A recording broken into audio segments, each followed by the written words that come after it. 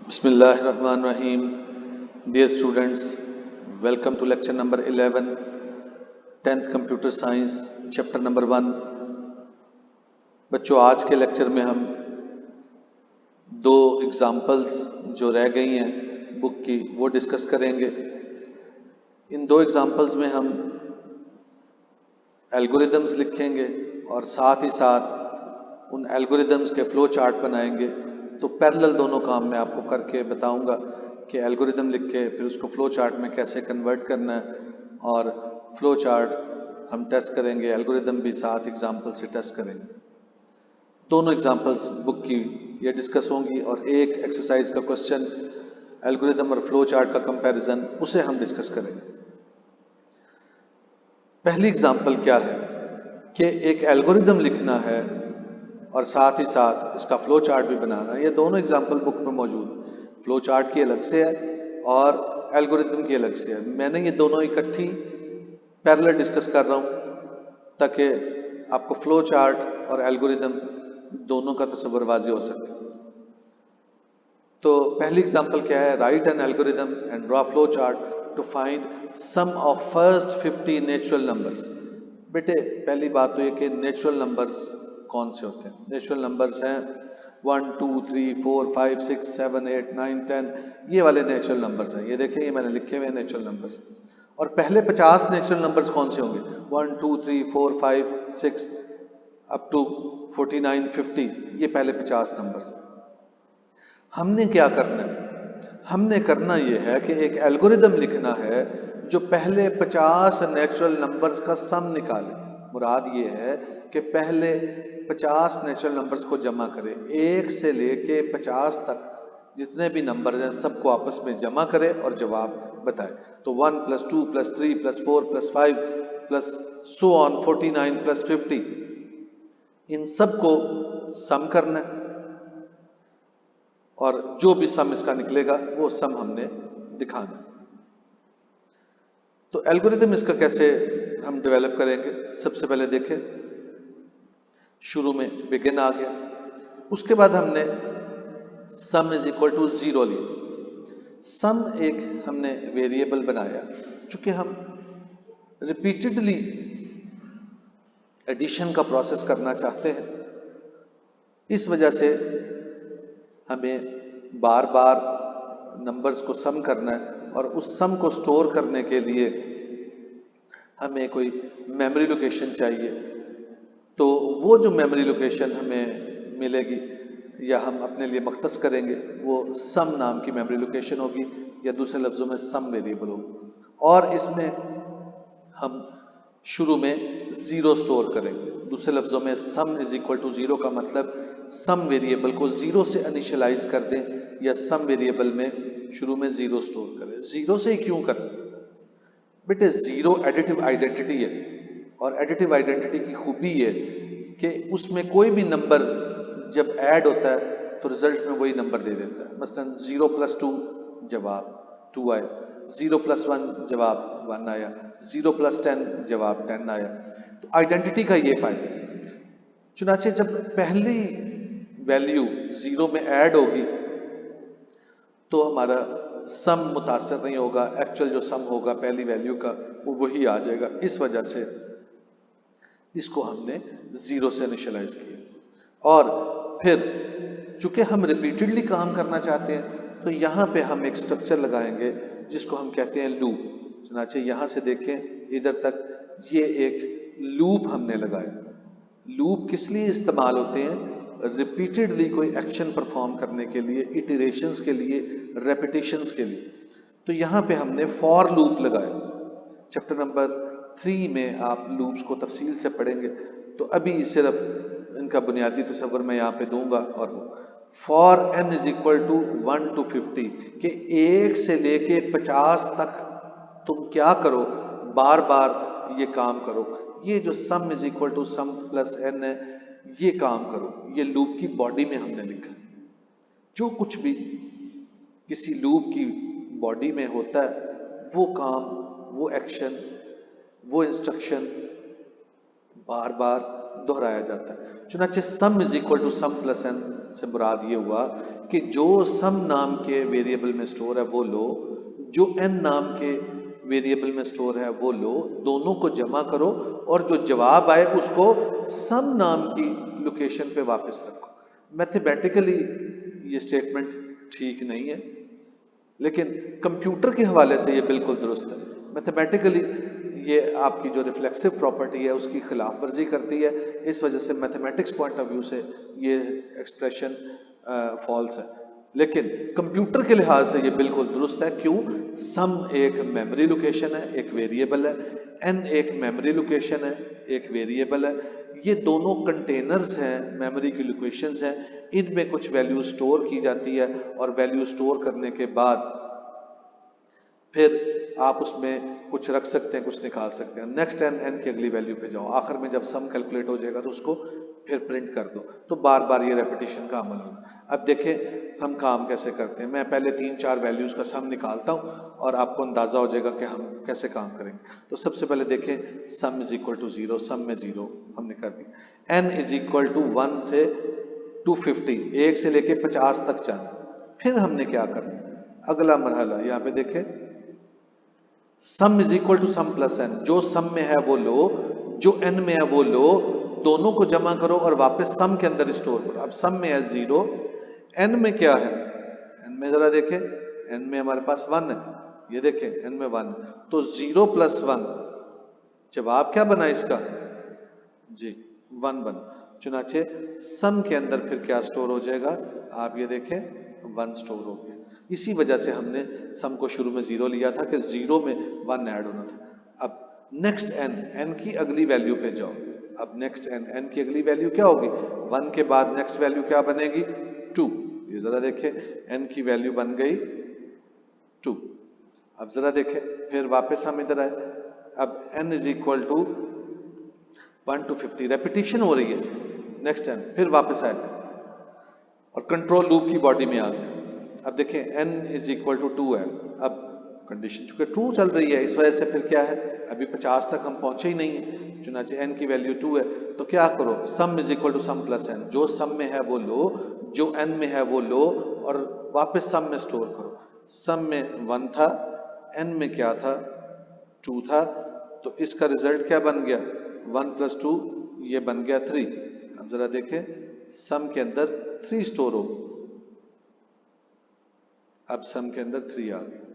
अब देखिए ऑटोमेटिकली एक एक करके ऐड होता जा रहा है। उसके बाद नेक्स्ट एन, एन की अगली वैल्यू पे जाओ। अब एन की अगली वैल्यू देखें, एन की अगली वैल्यू क्या बन जाएगी 3, तो 3 वैल्यू बन गई और 3 वैल्यू से फिर वापस हम यहाँ पे आए। अब ये कंडीशन चुके 3 तक हम पहुंचे, अभी 50 पे तो बहुत दूर है, पहुंचे ही नहीं। फिर क्या करो, sum is equal to sum plus N, जो सम में है वो लो, जो एन में है वो लो और वापस जो जवाब आएगा उसको सम में स्टोर करो। अब सम में 3 है, एन में क्या है, एन में भी 3 है, तो 3 प्लस 3 क्या बन जाएगा 6। अब देखिए सम के अंदर क्या आ जाएगा 6 स्टोर हो जाएगा। अब सब के अंदर 6, इस तरह से आप देखें रिपीटेडली जब हम ऐड कर रहे हैं तो हमारे पास सम में हर एक इटरेशन के बाद पिछले सम में मौजूदा वैल्यू ऐड हो रही है। इस तरह से हम चलते जाएंगे और पहले 50 नेचुरल नंबर्स का फिर सम निकाल लेंगे। अगर आप देखें यहाँ पे तो मैंने हाईलाइट कुछ किया है। अब जरा देखें 0 में जब 1 ऐड हुआ तो 1 आ गया। अब 1 में 2 ऐड करेंगे, यहाँ पे देखें जिसको मैंने हाईलाइट किया तो ये बन गया 3। अब इन दोनों का सम बनता है 3, 3 में 3 ऐड किया तो आप देखें क्या बन जाएगा सम, और यहां तक ही मैंने यहाँ पे किया था और देखें सम के अंदर 6 स्टोर। इसका मतलब है हमारा एल्गोरिदम बिल्कुल ठीक काम कर रहा है और सही नताइज दे रहा है। अब इसी एल्गोरिदम का हम फ्लो चार्ट बनाते हैं। जरा देखें इसका फ्लो चार्ट हम कैसे बनाएंगे। सबसे पहले आ गया स्टार्ट, उसके बाद देखें सम इज इक्वल टू 0, ये एक वेरिएबल हमने बनाया सम, उसमें हमने 0 स्टोर किया। जैसे कि शुरू में आपने देखा था कि हमने किया था। उसके बाद n is equal to 1, n की में हमने 1 को स्टोर करना है, तो n को 1 से इनिशियलाइज किया, सम को 0 से किया, रीजन मैं पहले बता चुका हूँ। और 1 से n को हमने क्यों किया, n एक वेरिएबल है, मेमोरी लोकेशन है, क्योंकि हमने काउंट कहाँ से शुरू करना है, 1 से, 1 से लेके 50 तक, पहले 50 नंबर्स का हमने सम निकालना है। तो फिर यहाँ पे देखें, ये भी एक प्रोसेस हो गया, ये भी प्रोसेस हो गया। उसके बाद फिर डिसीजन आ गया, n लेस देन और इक्वल टू 50, जब तक n की वैल्यू 50 से कम रहे या 50 तक हो, क्या करो, वही काम हो रहा है। Sum is equal to sum plus n, जो सम में वो लो, जो n में है वो लो, दोनों को जमा करो और सम के अंदर स्टोर करो, और n is equal to n plus 1। चूंकि एल्गोरिदम में नेक्स्ट n से हम n की अगली वैल्यू पे मूव कर रहे थे, फ्लो चार्ट बनाते हुए हम नेक्स्ट n को n की अगली वैल्यू पे जाने के लिए हम क्या करेंगे, n is equal to n plus 1, जो n की वैल्यू मौजूदा है उसमें 1 ऐड करो तो n की अगली वैल्यू पे चले जाएंगे। तो n is equal to n plus 1, इस तरह से हम फिर अगली वैल्यू पे जाने के लिए n के इस्तेमाल करेंगे, और इस तरह से जब तक 50 नहीं हो जाएगा हम रेपिटेशन करते रहेंगे, और फिर आखिर में जब 50 तक पहुंच जाएगा, सम के अंदर पहली 50 वैल्यूज का, नेचुरल नंबर्स का सम स्टोर हो जाएगा। उसके बाद हम सम को प्रिंट कर देंगे, स्क्रीन पे दिखा देंगे। मजीद चूंकि हमने कुछ नहीं करना, इसलिए एंड आ जाएगा, फ्लो चार्ट खत्म। एल्गोरिदम में भी देखें, आखिर में हमने एंड लगाया था और ख़त्म हो गया था। इसके बाद अगला एल्गोरिदम और फ्लो चार्ट हमने देखना है, वो क्या, कि एक नंबर का फैक्टोरियल निकालना है और यूज़र वो नंबर खुद से एंटर करे। इसके लिए आप ज़रा देखें क्या है, किसी नंबर का फैक्टोरियल से क्या मुराद है। बेटे फैक्टोरियल से मुराद किसी नंबर का ये है कि 1 से लेके उस नंबर तक जितने भी नंबर्स आएंगे, आपने उन सब नंबर्स का प्रोडक्ट ले लेना है। वो जो प्रोडक्ट होगा वो उस नंबर का फैक्टोरियल होगा। याद ये रहे कि 0 का फैक्टोरियल वो 1 होता है। ये साइन ऑफ एक्सक्लेमेशन जो लगाया हुआ है मैंने 0 के बाद, ये फैक्टोरियल की अलामत है, उसका सिंबल है। तो 0 फैक्टोरियल 1 होता है, 1 फैक्टोरियल भी 1 होता है। 2 फैक्टोरियल क्या होगा, 1 मल्टीप्लाइड बाई 2, 2। 3 फैक्टोरियल क्या होगा, 1 मल्टीप्लाइड बाई 2 मल्टीप्लाइड बाई 3, ये 3 फैक्टोरियल। तो 1 से 3 तक जितने भी डिजिट्स आ रहे हैं, नंबर्स आ रहे हैं, उन सबको हमने मल्टीप्लाई करना है।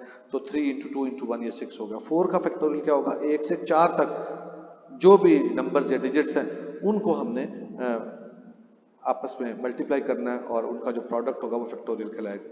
तो 1 इंटू 2 इंटू 3 इंटू 4, ये क्या बन जाएगा, 4 3 ज़ा 12, 12 2 ज़ा 24, 24 1 ज़ा 24, ये टोटल 24 आ गया, और फैक्टोरियल निकाल लिया। ये भी हमने बेटे रिपीटेडली एक प्रोसेस करना है, और इससे हमने फैक्टोरियल निकाल लिया। सबसे पहले देखें एल्गोरिदम में बिगिन आ गया, फिर फैक्ट इज इक्वल टू 1।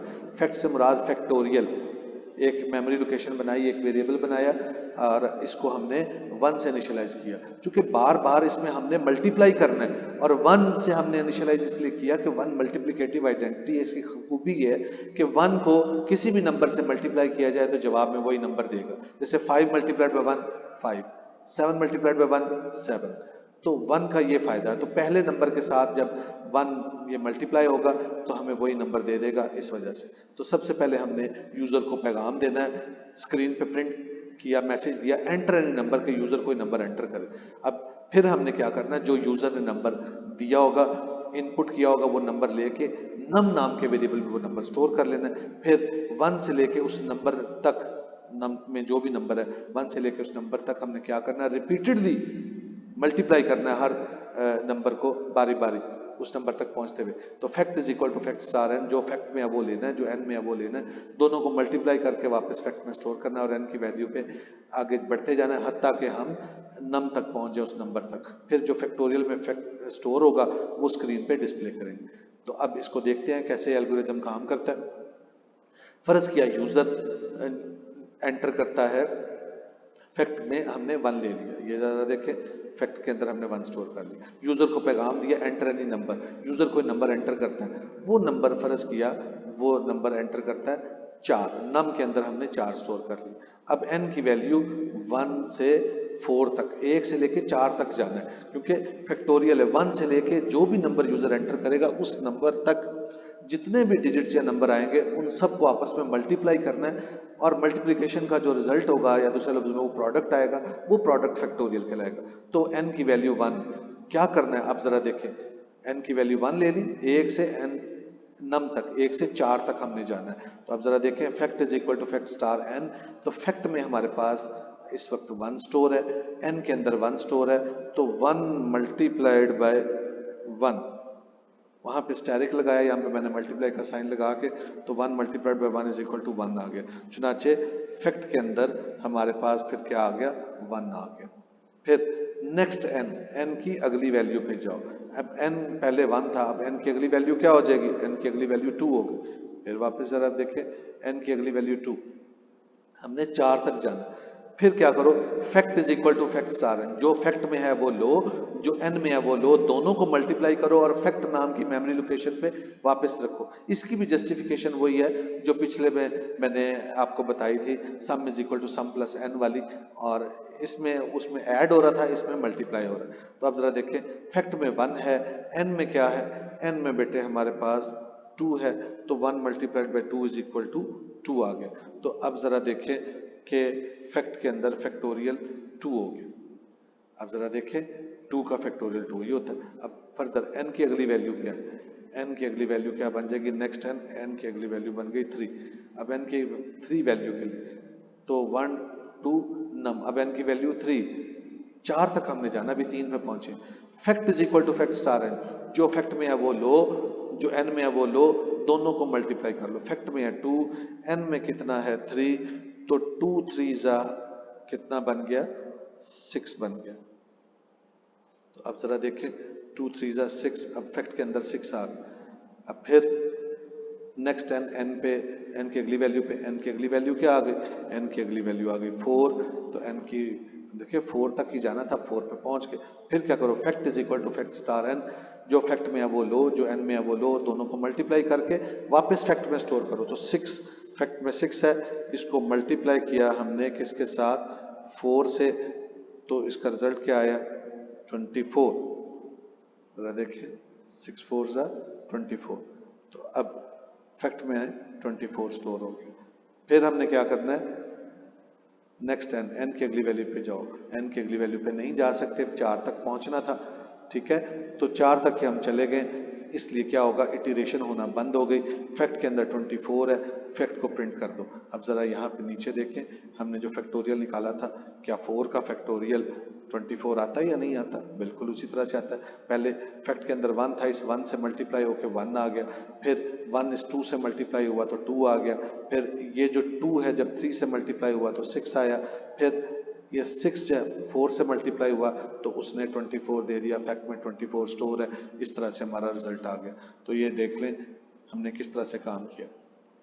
अब यही काम हम फ्लो चार्ट के जरिए करेंगे। फ्लो चार्ट इसका कैसे ड्रॉ करेंगे उस पर अब गौर करें।